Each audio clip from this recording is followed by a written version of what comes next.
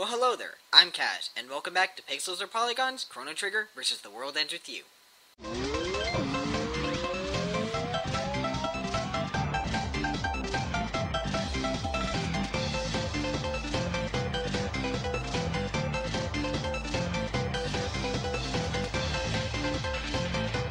Last week we ended up with the tie, but this week we take a look at which one weaved a better tale and which one has the overall superior gameplay.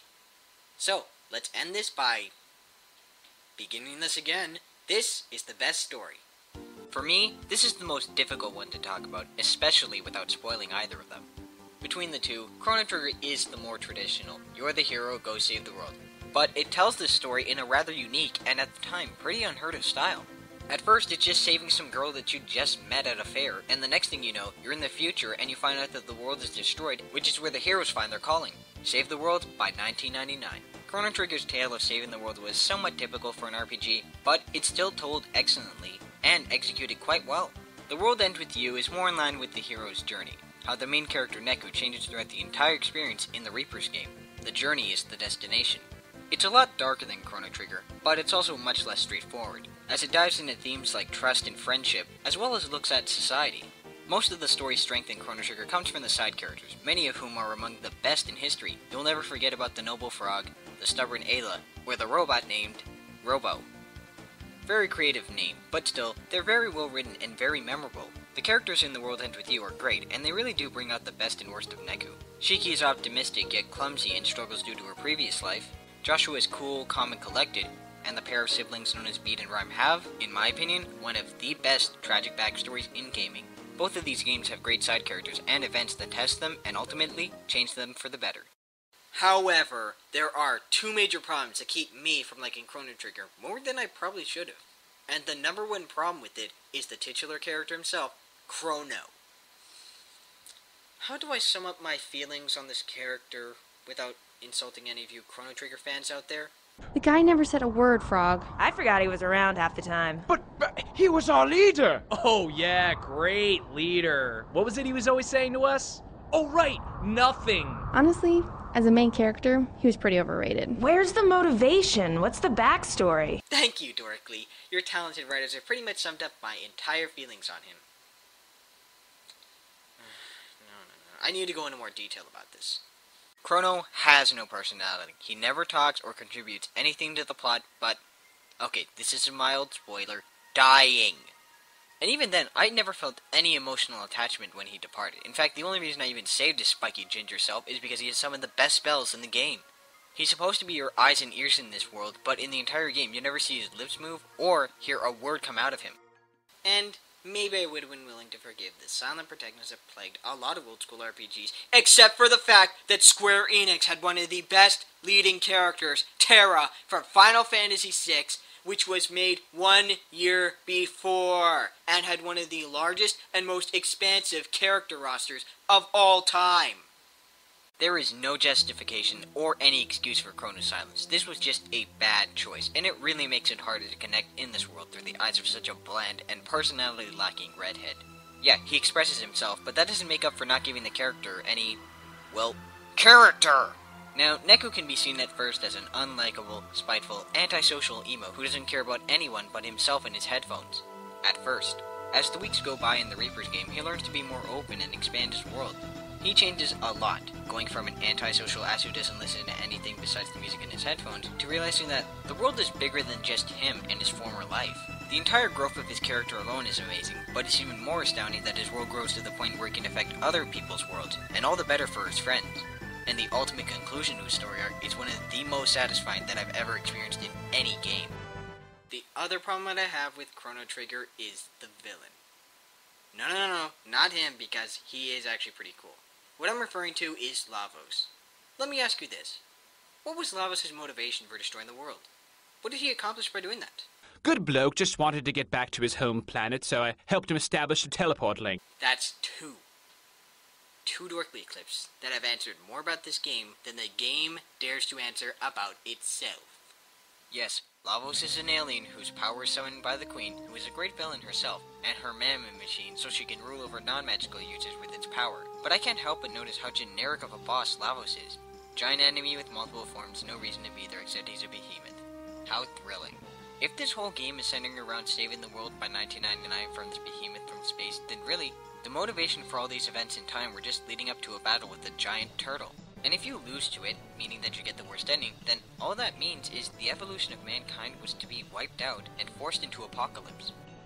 That's a lot of build-up for such a disappointing confrontation and resolution, especially if you knew it was going to come in 1999. Yeah,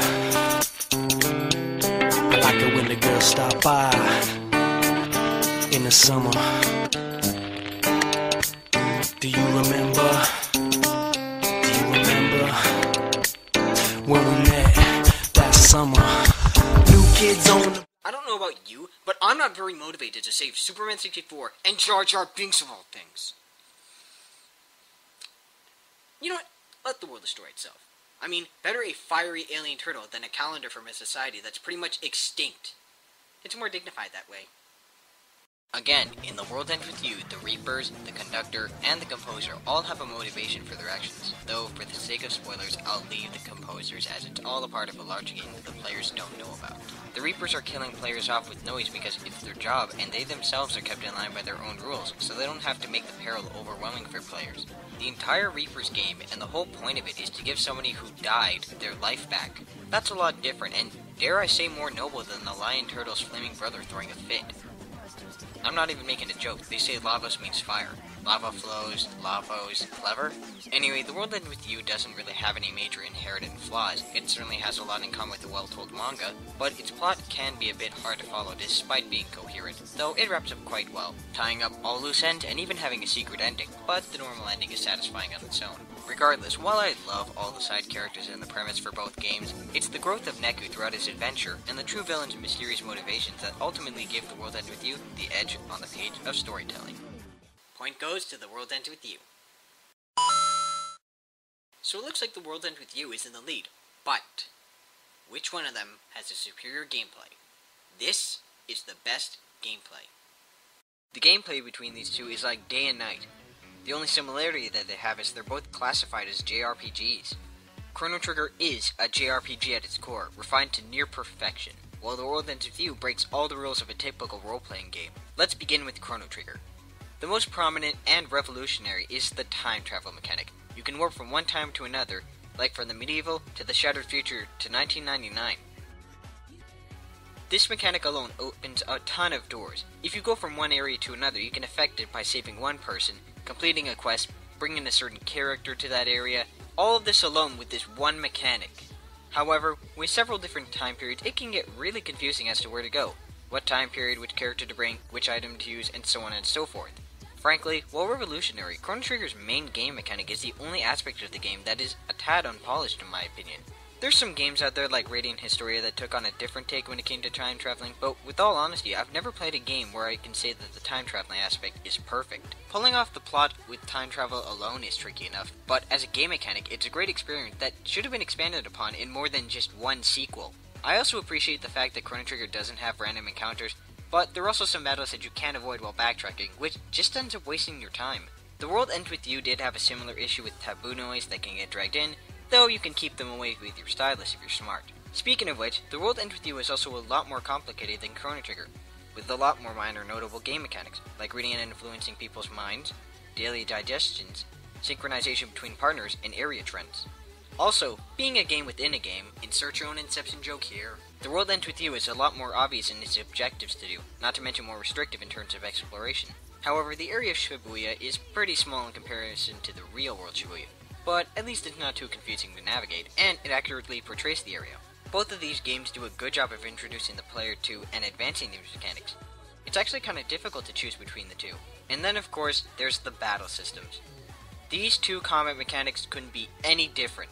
Chrono Trigger's battles are great, but they're nothing that hasn't been seen before. It's just an expansion of the active time battle system from Final Fantasy VI. Nothing wrong with that, but it's not very different from what we've seen before. Dual and triple attacks are a nice change, but again, they aren't a game changer like the active time system from Final Fantasy IV when it was at the time. It's good, but isn't much different from, say it with me, Final Fantasy VI. I do feel bad for constantly bringing up Final Fantasy VI, and I wouldn't be harping on it so much if this game didn't come out a year before. The battle system in The World Ends With You is, to put bluntly, insane. You fight not on one screen, or switching between the two screens, but both screens at the same time using the stylus and the D-pad, or buttons if you're left-handed. On the bottom screen you control Neku by slutting, touching, circling, and other actions around objects, enemies, empty space, and Neku himself. On the top screen you control your partner with the control pad or face buttons. What's more, each partner has a card system that plays out differently and makes each chapter feel more unique. My favorite of them all being Beat. It gives the game even more reason to concentrate and gives you an adrenaline rush whenever you get it right. Now, the one thing many people complain about that ruins The World Ends With You for them is the big difficulty curve in learning the battle system and managing that. Because of this, they just can't get into it despite the presentation and the story. And to be fair, that's a reasonable excuse. If you can't get in because of the steep difficulty curve and the difficult to master gameplay, as well as the combat system, then you won't be able to enjoy the story and characters. But I would like to argue that once you do get into the system, and once you get over that curve, you'll never have that problem again, and the payoff for it is incredibly worth it. I should know. I was in that same situation a few years ago. If you want a DS RPG that gives a meaning to a mountain of a difficulty spike, and I don't know why you would, try Nights in the Nightmare. I feel that while it is an issue for newcomers, once you get into it, you will never have to climb that steep difficulty curve again. It's been a while since I last played it, but when I replayed it at the beginning of the summer, I didn't even have time to adjust. It all came back to me the moment I started fighting frogs and serpents. Also, there's an auto mode which controls your partner, so if you're having trouble focusing on the top screen, let the game play itself. Besides, Chrono Trigger is no cakewalk either, they're both pretty challenging.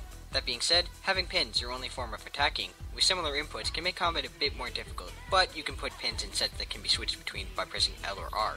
While both games have great battle systems, combat in The World Ends With You is far deeper with more underlying mechanics and exhilarating use of the DS's dual screen. It may be difficult to get into, but it's even harder to get out of enjoying it once you master the battle system. Now, I played both of these games during the long summer months along with the other Square Enix titles that I had to play, and what it all came down to was this. When it comes to an RPG, like, let's say Pokemon, what do you spend most of your time doing?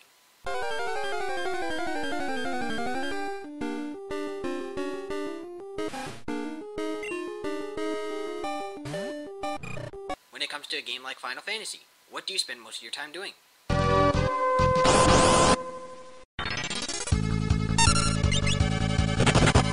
Heck, what about a modern RPG like Mass Effect? What do you spend most of your time doing in that?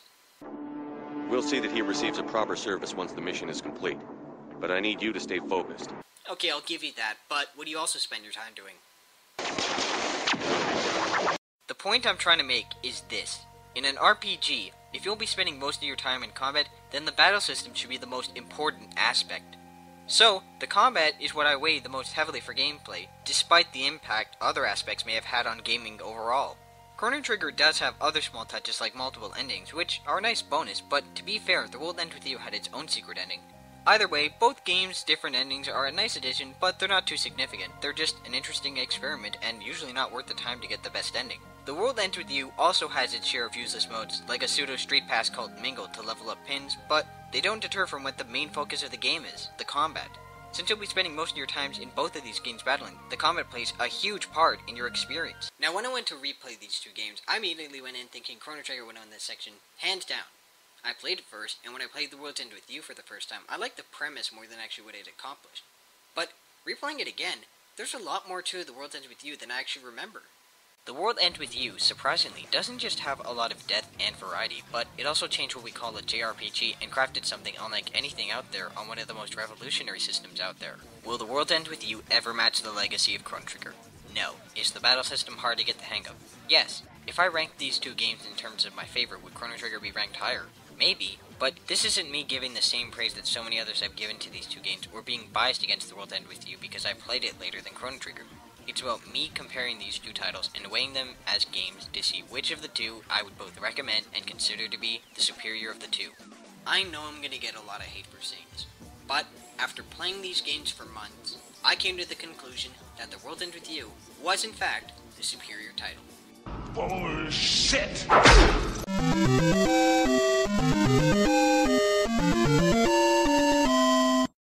So that's it for this edition of Pixels or Polygons. I do hope you enjoyed it. If you disagree with any of the decisions that I came up with, or if you have a suggestion for the next one, leave it in the comment section below. I'd love to hear what you guys think. But, until next time, game on, my friends.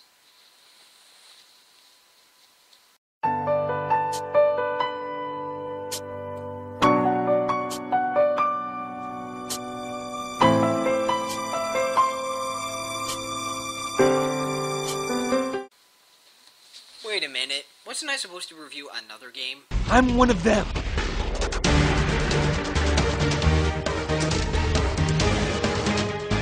Oh yeah, that one. Don't worry, we'll be getting to that one soon enough.